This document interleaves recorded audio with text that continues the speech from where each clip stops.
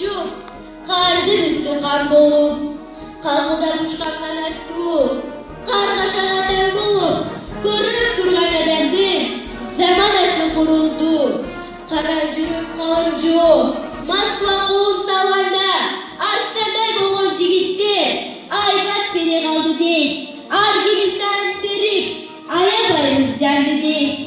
Ушинтип турган эрлерге Панфилов келип кеп айтат. Кереметтүү генерал, кеп айткандан деп айтат. Айланайын инилер, бириңердин бириңер. Баарыңар толук билдиңер. Бала чагайын үчүн ажал менен кармашып, өлүмгө артып келиңер. Ал ошентип калганда күндөй болуп күркүрөп, мен барам деп бир айтат.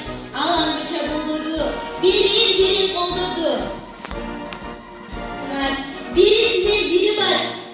Душмандардын башына салып жатты кыямат. Бир танканы карасаң, күйүп жатат чаркырап. Бир танканы карасаң, жүрбөй жатат калтырап. Бир танканын алдында эзилген элдин денеси камырдай болуп жуурулуп, калдайып турган калайык, кандай айтсам булайык, айбатынан эрлердин ажал кайра качкандай, өскөн экен балдарын өрт аралап баскандай.